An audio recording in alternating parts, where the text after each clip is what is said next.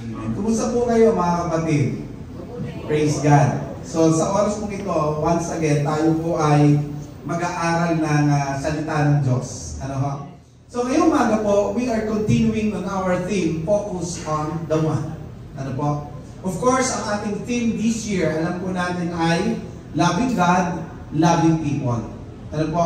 So mga previous months po natin, napag-usapan na po natin kung paano po natin ipapahayag yung ating pagmamahal sa Diyos. But it doesn't stop there mga kapatid. We have to express that love to our neighbor. And this part, ano po, ng series po natin for the whole year, tinatalakay po naman natin ang napakahalagang expression ng pagmamahal natin sa ating kapwa by focusing on the one. And today we're going to talk about the Jonah in us. Okay? Let's turn our Bible doon po sa Jonah chapter 1. Binasa po ito ng ating MC kanina.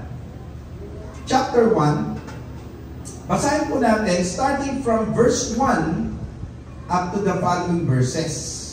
Ang sabi po ng Word of God, "The word of the Lord came to Jonah, son of Amittai. Go to the great city of Nineveh and preach against it, because its wickedness has come up before me." But Jonah ran away from the Lord and headed for Tarshish. He went down to Joppa, where he found a ship bound for that port. After paying the fare, he went aboard and sailed for Tarshish to flee from the Lord. Let us come to the Lord in prayer. Heavenly Father, once again, we're coming before your presence and thanking you for all the blessings that we have received from you, God. And again today, we're here as your family, as a church, once again to listen to you. And we're asking you, O Lord, right now, through the power of your own Spirit, to speak unto us personally. Kausapin niyo po kami this morning, O God, kung paanong ikaw ay kumausap kay Jonah. Kausapin mo po kami ngayon, Panginoon.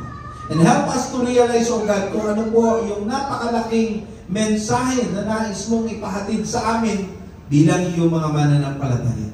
We thank you, God, for the opportunity that we live in a free country, that we can freely study your words, O God. Samantalahin namin ito, Lord.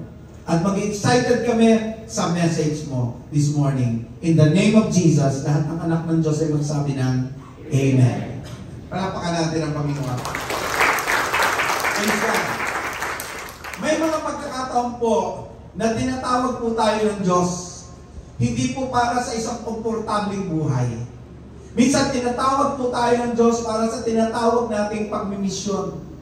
Kung saan lugar ka naroon, kung saan ka lugar dinala ng Panginoon, most likely, tinawag ka ng Diyos doon para sa tinatawag nating misyon, hindi para sa komportabling buhay. Pero kung minsan, sa halip po na tayo po ay sumunod, ano po, tayo po ay tumatakbo. Jonah is not just a prophet of old. He's a mirror of many believers today. Ano po? Tinawag, pero tumakbo. May salita ang Diyos, pero tumalilis ng direksyon. So, question po natin this morning, ano kaya ang matututunan natin, ano po, mula sa kwento ni Jonah bilang isang mananampalataya? Ano kaya ang mga bagay na pwede nating matutunan sa kanya? 4 na bagay po. And this is the first thing that we can learn from Jonah. God's mission persists, but we often resist. Ang misyon ng Panginoon ay nagpapatuloy, bagaman tayo po ay tumatanggi. Tayo po ang tumatakas. Tayo po ang tumatalilis. Look at Jonah chapter 1 verse 2 and it says, "Go to the great city of Nineveh and preach against it, because its wickedness has come up before me." That is a clear command from our sovereign God. Napakalinaw po ng sinabi ng ating Panginoon kay Jonah. The call of Jonah was simple and yet direct. Ano po?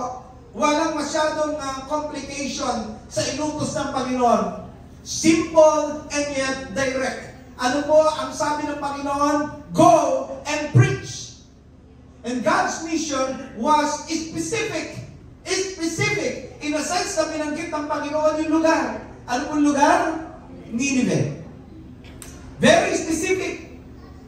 Kung sa panahon po natin ngayon, dinala ng Panginoon sa lugar na ito, very specific. Anong lugar po ito? Mahina. Anong lugar po ito? Sinong dinala rito? Sabi mo, ako yun. Sino po? Very specific. Ikaw at ako, dinala ng Panginoon specific dito po sa San Pedro. Ano ba? God's mission was not only specific, but also urgent. Why urgent? Ang sabi ng Panginoon, wickedness has come up. Yung kasamaan ng tao ay labis-labis at talagang hindi na matiis ng Panginoon. And God's mission is what we call spiritual in a sense that it calls for what we call repentance. At kung titignan po natin, yung pagkakadala ng Panginoon dito sa lugar na ito, sa bawat isa sa atin, tayo po yung Jonah sa lugar po na ito. In a sense na inuutusan tayo ng Panginoon because the wickedness of this city has come up before the Lord. And the Lord is telling us, we must call a repentance to all the people around here at San Pedro. Balikan natin si Jonah. Bagamat specific, bagamat urgent, and spiritual, ano pong ginawa ni Jonah? Ano pong ginawa? Sabi mo sa katabi mo, tumakas. Yes, tama po. He ran on opposite direction. Instead of going northeast to Nineveh, he boarded the ship going to far west as possible. Talagang sobrang layo. To Tarshish. Yung binanggit sa atin ng ating MC kanina, ito yung modern day Spain. Ganon kalayo. Yung gustong puntahan ni Jonah, makalayo lamang sa tawag ng Panginoon. Sa madaling salita, tumakbo siya, papalayo sa tawag ng Diyos. Tanong ko po, may tawag ba ang Diyos sa inyo? Another question, tinakasan niyo ba si Lord? Maybe you will ask, bakit ba kasi tumakas si Jonah? Ano ba ang pinag-uusapan natin dyan? Bakit tumakas si Jonah? Did you know why? The first reason is this. Nineveh was the capital city of Assyria and brutal enemies, one of the brutal enemies of Israel. Bakit brutal ito mga to? Because historically speaking, the Assyrian were known for what we call cruelty in warfare. Alam niyo po kung anong ginagawa nila? Impaling and flaying prisoners alive. Tinutuhog po nila ng buhay ang tao at binabalatan nila ng buhay ang tao. Nakakita na ho kayo ng lechon? Yung kasalukuyang niluluto. Diba tutusukin po yun sa puwet ang labas sa bibig? Tama? Ganun po ginagawa nila sa tao. Tapos tinatalupan ng buhay. Kayo po ba'y natalupan na? Kahit sa ano lang, yung sa daliri. Ang sakit nito ba? Kapraso lang ho yun. Kapraso lang. Pag po meron po kayong natanggal na balat, napakasakit po nun. Imagine po ninyo ito mga Syrian kung ginagawa nila. Yung tao buhay, hindi tatalupan po nila. Parang palaka. Kayo po may nakakain na ng palakang bukid. Mabuti naman po hindi pa. Pero kayo may nakakain na mabuti rin. Alam mo bakit? Ang sarap ng exotic food yun. Alam niyo ba bago nyo kainin yung palaka? Yung po'y hihiwaan sa bandang bato. Pagkatapos po, babatakin po yun. Tanggal ang balat ng palaka. Opo. Imagine po ninyo yun ang ginagawa nila. Kaya pala si Jonah, ayaw niya. So sa halip na puntahan niya yung Nineveh, ang pinuntahan mo niya yung opposite direction. That's the first reason. Grabe ang cruelty ng mga to. Napakasama ng Nineveh. Ano po? Hindi lang yun. Another reason, and this is the second, Jonah didn't fear what we call failure. Baka iniisip natin, Ay hindi, ayaw pumunta ni Jonah doon kasi baka mag-fail siya, hindi naman magsisi yung mga yun. Hindi po. Alam niyo kung anong kinatatakot niya? Na baka pag nag-succeed siya, magsisi yung mga tao. Baka maging successful yung message niya. Yun ang ayaw niya mangyari. Ayaw niyang magbago ang mga taga-Ninive. Because for him, deserve ng mga taga-Ninive yung galit ng Diyos. You know, sometimes there is what we call Jonah in us. Katulad ni Jonah, minsan selective tayo sa mga gusto nating abutin. Sabi, mas katabi mo, ikaw ba yun? Selective tayo. O, namimili tayo eh. Di ba? Nag-hesitate tayo mag-share ng gospel sa ilang mga tao. Example, yung mga taong kinasamaan mo ng loob. Si-share ng gospel, yan mo siya. Bahala siya may impyerno. Pinasamaan niya ng loob ko. We hesitate to share the gospel doon sa ibang may paniniwala. Ay, huwag mo na share yan. Ganito ang faith niyan, hindi yan sasama. O kaya naman, ang tingin natin, hopeless case. Naku, huwag mo na share yan. Wala nang pag-asa ng taong yan. Namimili tayo. And kung babalikan po natin ang New Testament, yung puso ni Jonah, parang puso ng elder brother sa kwento ni Jesus sa parable of the prodigal son. Do you still remember that? Yung puso ni Jonah at saka yung panganay, pareho. Doon sa Luke chapter 15 verse 25 to 32. Alam mo bakit? Kasi nung bumalik yung alimughang anak, imbis na magdiwang, nagtampo. Si kuya, nagtampo. Ano sabi po niya? This son of yours squandered or squandered your wealth. No? Ano sabi niya? Natutuin ka yung anak mo na lumustay ng iyong kayamanan. Hindi po siya natutuwa. Hindi po siya nagsabi, ako praise the Lord, nandito yung bunso kong kapatid. Ako salamat sa Panginoon at nagsisi, nagbalik loob. Hindi na baling nawala yung kayamanan, basta't natagpuan siya. Hindi ganon. Ang reaksyon po ng lalaki ay ito, nagtampo. Di ba? Ayaw niya ng kapatawaran para sa kapatid niya. Both Jonah and the elder brother, resented the grace of God when extended to what we call undeserving. Eh, ba't bibigay doon? Hindi naman niya deserve yun. So parang ganito rin. And sometimes, there is what we call Jonah in us. Sabi mo sa katabi mo, umamin ka. Totoo mo. Di ba? Eh, ba't ko naman si-share niya? Sama ng ugali niya. Ba't ko naman si-share niya? Eh, ang hirap niya kausapin. Ba't ko naman si-share niya? Diba? There is Jonah in us. Namimili tayo. Gusto lang po natin sharean, yung mabuti sa atin, yung tatanggapin tayo, pero yung alam natin saksakan ng samaan, ako hindi na. Hayaan mo siya. Maimpiyerno siya kung gusto niya. Mga kapatid. Sometimes we have this what we call motivated reasoning. Sabi ng mga psychologists, meron tinatawag na motivated reasoning. Ano ba ibig sabihin nito? A tendency to filter information or commands through our own desire and biases. In other words, mga kapatid, alam natin yung tama, pero pinipili pa rin natin na hindi sundin kasi ayaw natin. And gaya ni Jonah, minsan ginagamit natin ang bias natin para takasan ang utos ng Diyos. Meron tayong mga katiran, ayoko siyang kausapin, baka istabin lang ako. Snobbish yan Ba't naman share ko yan? Di ba?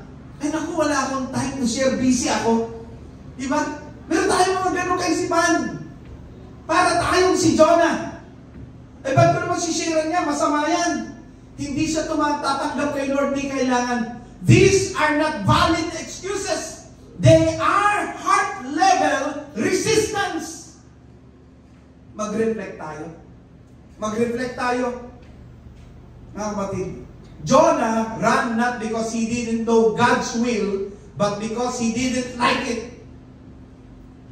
Maraming Christians ngayon, hindi naman dahil kulang sa information Information overload nga tayo Tama po ba? Ang dami nating information.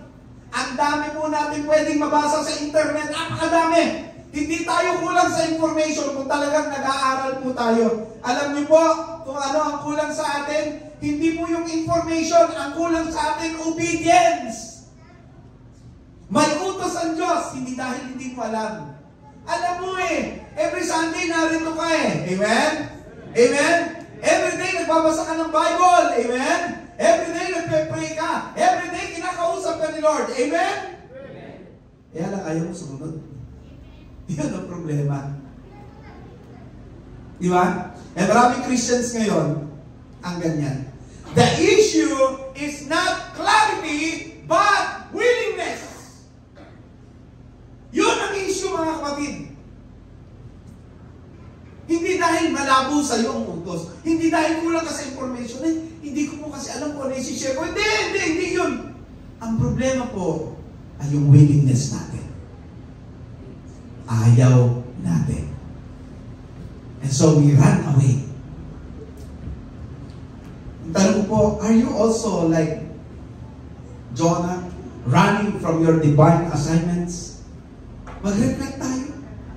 Subject. Are there people in your life you're avoiding to share the gospel with dahil sa pride?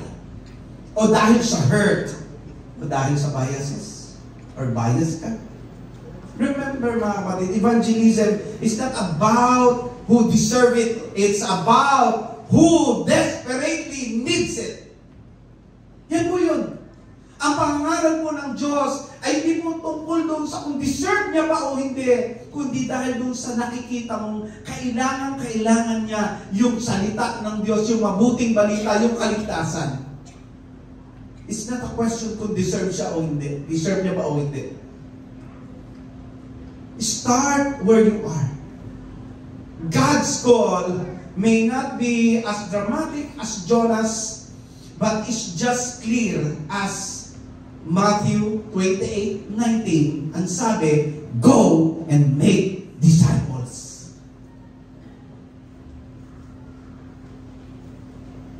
Sabi nga po ni Andy Stanley, you have never looked into the eyes of someone who does not matter to God. In other words, mga kapatid, wala ka pang taong matititigan na hindi importante, hindi mahalaga sa Diyos. Walang sino man ang walang halaga sa Diyos. Lahat ng makikita mo, sige, tignan mo yung katabi. Tignan mo siya. Yan. Come on. Kaya, tignan mo yung katabi mo. Tignan mo. Yan. Tignan mo. Ano, sitik na mata. Baka, alam nyo, minsan, kulang tayo sa pagmasdan. O, sige, huwag lang tignan. Sige, pagmasdan nyo yung katabi nyo. Yan. Tapos sabi mo sa kanya, importante ka sa Diyos. Paglabas nyo mamaya, lahat ng tao makikita nyo, pagmasdan nyo mabuti ang mukha. At lagay nyo sa isip nyo, sino sa mga taong ito hindi importante? At sasagot ang Panginoon sa puso mo, walang hindi importante sa mata ko. Dahil lahat ng taong yan, mahal ko. Palapakan nga natin ang Panginoon. The second lesson that we can learn from Jonah is this.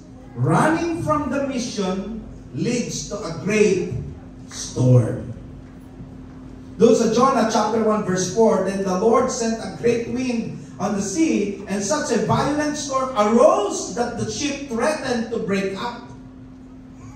Always remember mga kapatid, disobedience brings disturbance. Disobedience brings disturbance. When Jonah ran, he didn't put himself in danger alone. He put the entire boat into what we call peril. Hindi lang po siya, kundi yung buong nakasakay, yung buong kalipunan ng mga nakasakay doon sa bangka, inilagay po niya sa delikadong kalalagayan.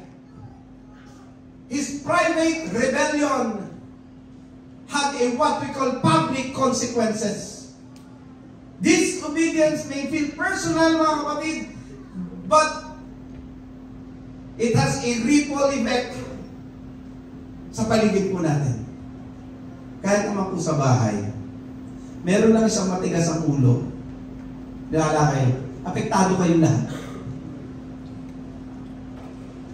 Ikaw ba yun? Meron lang isang pasaway sa bahay, lahat kayo apektado. Si nanay, si tatay, mga kapatid, stress kayo lahat. Bakit? Meron isang pasaway. So sa church, ganoon din. Kapag merong isang Jonah sa loob, hindi lang yung Jonah ang affected. Affected po ang church, affected po ang community. Disobedience may feel personal, mga kapatid, pero meron siyang ripple effect. And when we run from God's mission, storms often follow. Kapag tayo po ay tumatakas sa tawag ng Diyos, ang kasunod niyang bagyo. Sino po dito gustong bagyuhin? Maganda pag bagyo ng pagpapala eh. Amen? Pero mahirap pag bagyo ng palo. Ang Diyos po nagpapadala ng pagpapala, pero meron din po siyang pagpalo. Alin ang gusto po ninyo? Pagpapala o pagpalo? Pagpapala. Ang tanong po, nasunod ka ba? Hindi ba normal naman kapag hindi ka sumusunod sa magulang mo, ang resulta niya po, palo. Sino po dito ang napalo ng mga magulang ko sa akin? Pulis ka. Dalawang kamay pa si isa. Ganun talaga eh. May palo talaga. At dito makita po natin, nung hindi sumunod si Jonah, kasunod po ng storms. Now, hindi lahat ng problema ay dahil sa kasalanan. Especially doon sa mga nasa barko, affected lang sila. Naapektuhan lang sila ng pagtakas ni Jonah. Minsan, ang mga bagyo ay paalala ng Diyos na merong iniiwasan o merong utos na tinatakasan. Di ba? And like Jonah, Christians today sometimes we're trying to sleep through the storm. Pag may bagyo, kahit na alam mo na ikaw yung may kasalanan, ito galing ng mga patay mali siya. May anak po ba kayong ganon? Meron po ba kayong anak patay mali siya? Ha? Alam mo yung patay mali siya? Yung meron kang tinatanong, sino ang nakagawa ng ganito? Walang gusto umami. Di ba? Walang umiimik. May anak ba kayong ganyan? Ang Diyos, maraming anak na ganyan. Isa na si Jonah. Bumabagyo na. Pero hindi niya magawang maamin na siya yung tao, siya yung subject, siya yung dahilan kung bakit bumabagyo. And therefore, patay mali siya. Anong ginawa ni Jonah? Natulog. Tingnan niyo po yung verse 5 ng chapter 1. Sabi po rito, all the sailors were afraid. Lahat ng tripulante, lahat na nakasakay doon sa barko, takot na takot. And each cried out to his own God. Bawat isa sa kanila, ano daw po? Nananalangin na sa kanilang Diyos sa sobrang takot. And they threw the cargo into the sea to lighten the ship. Imagine po ninyo itong ginawa ni Jonah. Pati po tuloy yung mga blessing na dala-dala nila at ng mga kasamahan niya, natapon. All because si Jonah tumakas sa Panginoon. Ayaw mag-mission. Pati yung mga blessing na intended para doon sa iba, natapon. O di ba ganun din naman po kayo? Pag meron po sa loob ng tahanang may pasaway, napapagastos kayo na hindi naman yung kasama sa budget. Tama ba? Tama po? Pag may pasaway, hindi mo naman kinakailangan gastusan pero mapapagastos ka. Lalo na pagka iyan po ay dinampot ng barangay, o kaya naman po iyan ay na-aksidente, o kaya naman po ay may nangyari hindi ka nais-nais. Anong gagawin mo? To the rescue ka. Yung budget na para sana sa pagpapalang maganda, napunta doon sa pasaway. May pasaway ba sa bahay? Di ba? Totoo po yun eh. Tingnan niyo po ito si Jonah. Dahil siya po ay sumakay dun sa barko na yun, yung mga taong walang kinalaman, nadamay. Nadamay po. Kaya kayo po, ingat kayo sa mga sinasamahan niyo, ha? Baka kayo may madamay. Pag po meron po kayong kasamang Jonah, yung mga blessings na intended para sa inyo matatapon. Sabi po rito, And they threw the cargo into the sea to lighten the ship. But Jonah, tignan niyo po si Jonah, patay mali siya. But Jonah gone below deck, where he lay down and fell into a deep sleep. Naghihilig pa. Sarap deep sleep eh. Ang term ng ginamit ng Bible, ang lalim ng tulog niya. Pretending that everything's fine while neglecting God's call. And sometimes ganun din po tayo. May calling si Lord, pero mas gusto mo natin magpatay, mali siya. Ibig po sabihin, wala tayong kinalaman dyan. You know, our silence can lead others to sinking. And the Great Commission, napakalinaw doon sa Matthew 28:19-20, is not a suggestion. It is a command. And kapag tumahimik tayo, ibang tao po ang mawawala ng pag-asa. Remember that, mga kapatid, pag nanahimik ka, ibang tao ang mawawala ng pag-asa. While we sit in our comfort, someone else is in crisis, waiting for the gospel we're called to share. Tingnan niyo po si Ananias and si Saul. Ano po? Si Saul later became Paul. Siya po ay persecutor ng Church of Christ doon po sa Book of Acts. Di po ba? He's one of the enemies ng Church ni Jesus Christ. Pero alam niyo po, nung na-encounter niya ang Panginoon, at that point, nabulag siya, tama? Nabulag. And then, he stayed somewhere, hanggang ito namang si Ananias, kinausap ng Lord, puntahan mo ika, itong si Saulo, no? Kapag ako'y merong espesyal na tawag sa kanya, pinuntahan po ni Ananias sa utos ng Diyos. Alam niyo, pwede namang sabihin ni Ananias na, batek muna, Lord. Dangerous yan eh. Pumamatay yan eh. Baka ako'y mapatay. Wag na. Pwede siguro, Lord, iba na lang i-send mo. Kakatakot. Pero hindi po eh. Sumunod siya. Imagine if Ananias said no, baka naantala ang pagiging great missionary ni Paul. And sometimes one act of obedience opens a door for thousands to know Christ. Alam niyo, mayroong isang young woman. Meron isang young woman. Nag-share po siya ng testimony niya. Ang sabi niya, I was hungry for the truth. I was curious about Jesus. But no one ever told me. I waited for someone to care enough. But they never did. Eh maraming tao ang nasa ganitong sitwasyon, nalulunod sa kasalanan, malalim ang depresyon na pinagdadaanan, maraming tanong sa kanilang kaisipan, naghihintay ng isang Christian na aabot at magsishare ng gospel. Ikaw ba yun? Ikaw ba yun? Sometimes our silence is someone else's storm. You know, ang maganda po nito, God did not abandon Jonah in the storm. Hindi naman siya iniwan eh. Amen po ba? In fact, God sent the storm not to destroy Jonah, but to redirect him. Maybe that's true for us too, mga kapatid.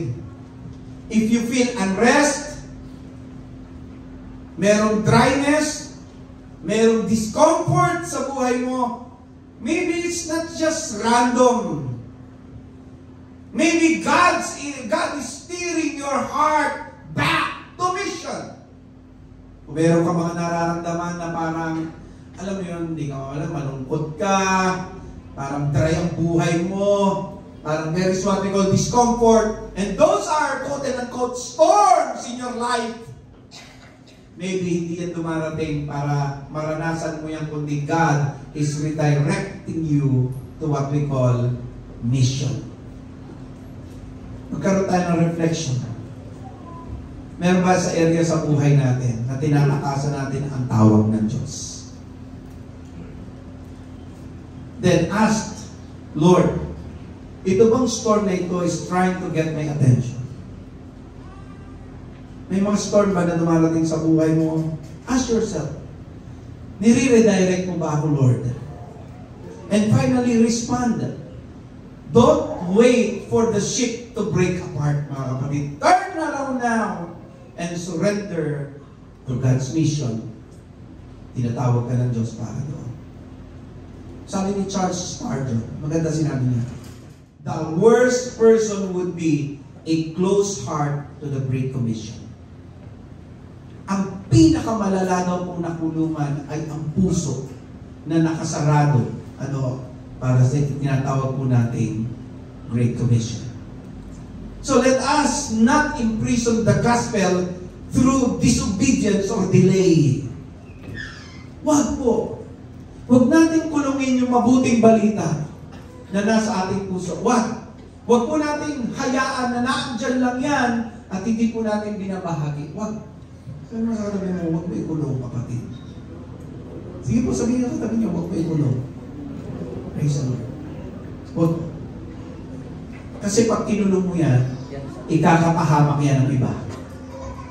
Pangatlo po, God gives second chance for the sake of the one. The lost. Doon sa Jonah chapter 3, makita ko natin, verse 1, binanggit po doon, then the word of the Lord came to Jonah second time. The second time. Hindi po sumuko ang Diyos kay Jonah o kahit sa Nineveh. Pagkatapos ng disobedience po ni Jonah, hindi naman sumuko ang Diyos eh. Actually, pwede naman siya palitan ng Panginoon. Amen? Pwede! Di ba? Totoo po yun. Pwedeng palitan ng Diyos si Jonah. Pwede po. Pero hindi po ginawa ng Diyos yun. God did not replace him. Hindi po niya ginawang palitan siya. Instead, God repeated his call. Tinawag niyang muli. Inulit po niya yung kanyang panawagan kay Jonah. Ang sabi ng Bible, the word of the Lord came to Jonah a second time. That short verse shows the long reach of God's mercy. God's plan remained, and so did His patience. Hindi lang po si Jonah ang binigyan ng second chance, kundi pati po yung buong lugar, buong kalupaan, sa katauhan ng Nineveh. Ganon kalayo ang kayang abutin ng biyaya ng Diyos. Grace doesn't cancel, grace recognition. Hindi kinakancel ni Lord. Nire-recommit mo niya. God's grace is greater than our failure po kasi. Amen? Si Jonah tumakas, nagrebelde sa Panginoon. Dinamay pa niya yung ibang mga nandun, pero tinawag pa rin siya ng Diyos. Why? Because God's mission is not built on perfect people. It's built on redeemed ones. Yung pong mission, hindi po yan para sa mga perfect. Wala naman pong perfect eh. Yan po ay para sa mga naniniwalang sila ay tinubos. Tinubos po ba tayo? Pagsan po natin, tinubos po ba tayo? Kung isa ka sa tinubos, para sa iyo ang mission. May mga panahon na tumatanggi tayo, natatakot tayo na parang si Jonas. Pero tinatawagan pa rin tayo ng Diyos bumalik para sa kaligtasan ng ibang tao. Tignan niyo po si Peter. No? Kinancel po ba ng Diyos si Peter? Dininay mo ako, cancel ka. Iwan ko na sa'yo. X ka, X. Hindi na. No. Ganun po ba? Hindi! Hindi kinancel ng Diyos si Peter. Ano ginawa ng Diyos? Ni-restore po siya. Peter denied Jesus. Alam natin yan 3 times. And Peter wept bitterly in shame and failure. But in John chapter 21, the resurrected Christ our Lord, appeared to him, cooked him breakfast, and said, ito ang sabi, do you love me? Feed my sheep. Pero iba yung ginawa ni Lord. Imagine niyo mo yung grace ni Lord. Anong ginawa ni Peter? Tinatuwa siya 3 beses. Nung na-realize ni Peter, yung umiyak siya ng sobrang pait. Dito sa John chapter 21, makikita niyo po, grabe po ang pagmamahal ni Lord. Hindi niya kinancel si Peter. In fact, nagpakita po siya, nagluto pa ng breakfast. Ipinagluto pa sila. And then ito sabi ng Panginoon, do you love me? Mahal mo ba ikaw? Then sabi ni Lord, feed my sheep. Hindi lang po siya pinatawad di ba?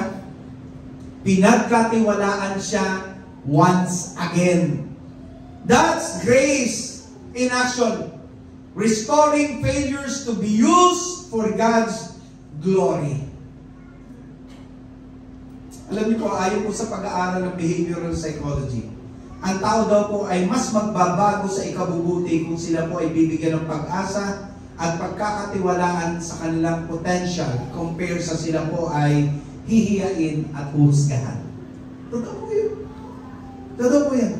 And the gospel works the same way. It's not just true dito sa pag-aaral nila, it's also transformational, mga kapatid, kapag nadinig po natin yung Word of God because it is filled with God's grace. And that's why we must share the gospel as good news. Ibahagi natin yung mabuting balita. Wala na pong ibang gaganda dito, kundi malaman ng tao na may pag-asa siyang paligtas sa pamamagitan ng Panginoong Jesucristo. Palakpakan natin ang Panginoon.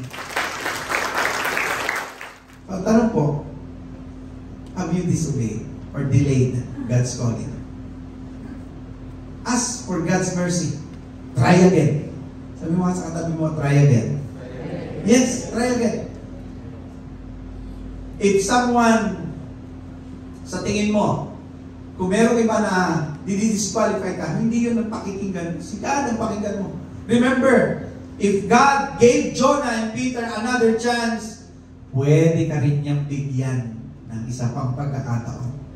And use that second chance not just for your healing, but for someone else's salvation. Sabi mo nga sa katabi mo, gamitin mo ang iyong second chance. Amen? Palapakan po natin lahat tayo dito. Binigyan mo Lord ng second chance. God does not call the qualified. Alam natin ito. He qualifies the called and often calls them again. Tinatawag po tayong muli. God's grace restores the runner so He can rescue the lost. Amen? Kaya kung ikaw yung tumatakas, sige pa wala pa ka natin sa bagay na. Kaya kung ikaw ay parang si Jonah, if you have Jonah in yourself, no? Kung ikaw ay parang si Jonah na tumatakas sa misyon, God is giving you a second chance. By His grace, by His grace, He will restore us. We are the runner. We will be restored by our God so that we can rescue the lost. Lastly, revival comes when the message is preached. Revival comes when the message is preached. Gusto po natin ng pagbabago. Amen? Pero hindi magbabago pag hindi ka na i-preach, hindi ka na nangaral ng Word of God. Sino po dito may mga reklamo sa ating bansa? Wala? Totoo? Sino po dito? Ito po. Sino po dito mayroong mga reklamo sa ating bansa? O, lahat tayo, di ba? Ang tanong, paano mababago? Reklamo. Hindi po. Mababago po ito. Ano? Kung tayo po ay magpapahayag ng mabuting balita ng Panginoon. Because revival will come when the message is preached. Tingnan niyo po yung Jonah chapter 3 verse 5. Nasabi po dyan, the Ninevites believed God. No? Pag tinignan po natin yung verse na yan, ang mga taga-Ninive ay nagsisi. One simple message, one big revival. Jonah finally obeyed. Finally, sumunod siya. And his sermon or preaching was so short but direct. Actually, kulang sa compassion. Pero direkta mo yung sinabi. Ang sabi po, 40 more days and Nineveh will be overthrown. Wawasakin ng Diyos ang Nineveh. Ganun katindi yung preaching. Very short. But direct. Jonah chapter 3 verse 4. Walang fancy words. Walang mga emotional stories. Walang drama. Wala. Yun lang sinabi niya. Wawasakin kayo ng Diyos pag di kayo nagsisi. And the Ninevites believed God. Now, yung pagkilala ng Ninevites ay hindi lang doon sa mga commoners. Hindi lang sa mga commoners.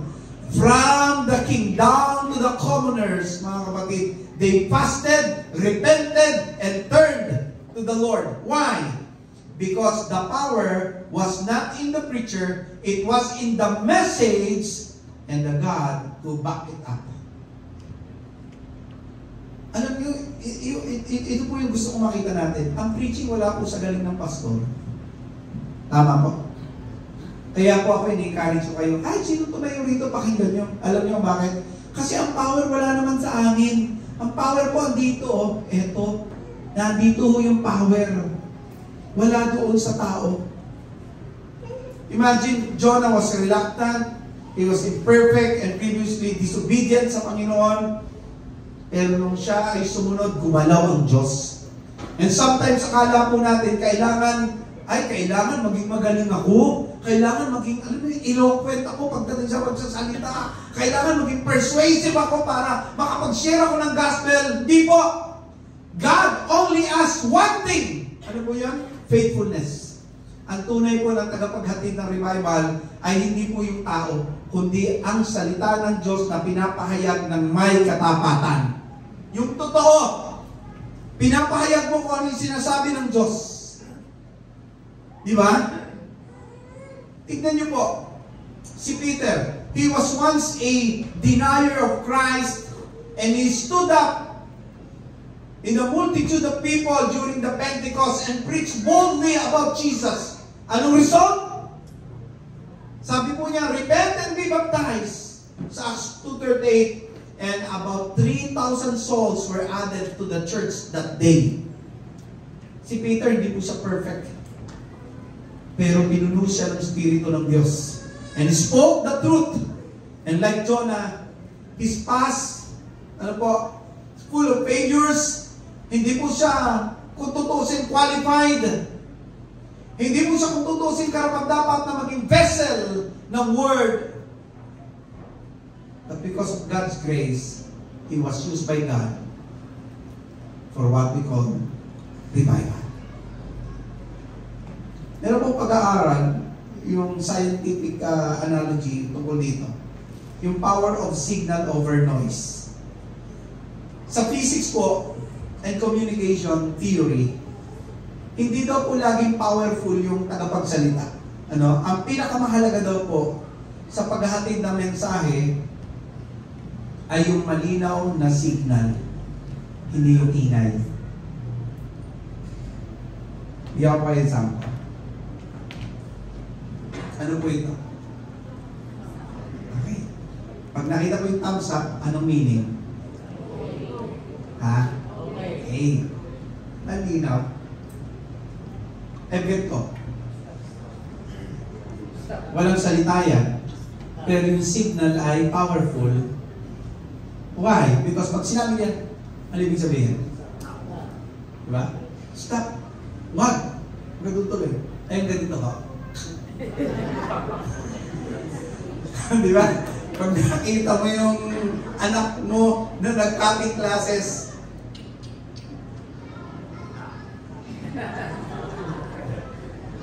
ano ibig sabihin? Lagot ka, patay ka sa akin. Ay kasama yung mga kaklase, ayaw mong mapahiya. Di ba? Kaya sabi mo na lang. Di ba? So ano malakas? Yung ingay o yung signal? Yung signal. Ang kapangyarihan mula po doon sa mensahero. Ang kapangyarihan po ay naandun sa malinaw na mensahe. Yun po pagdating sa Word of God. Wala doon sa preacher ang kapangyarihan. Ang kapangyarihan po ay naandoon sa message. Wala sa messenger. Nasa message. Huwag mong ini-small yung sarili mo. Huwag mo sasabihin na, hindi ko alam yan. Huwag mong takasan yung tawag ng Diyos sa iyo. God is calling you to share the gospel. Then, share the gospel. It doesn't matter kung anong ingay ng mundo. What matters most is the message, the clear signal from the Lord. And the Lord is asking you, go and preach. Go and make disciples. Sabi nga po, even reluctant messengers can be used for great revivals when the message is God's and the mission is obeyed. We all have a bit of Jonah in us. Totoo, hindi. Totoo. Hesitant, fearful, even bitter. But God's mission is too urgent. And His grace is too wide for us to stay silent. Apat na bagay. God's mission persists even we resist. Ang tanong po, are you resisting? Running from the Lord brings storms. Tanong po, who suffers when you stay silent? God gives second chances. Ang tanong po, itong second chance na binibigay ng Diyos sa iyo, will you obey Him now? And revival follows obedience. Ang tanong po, will you speak and trust our God? We all have a bit of Jonah in us. Sometimes we hesitate. Sometimes we run.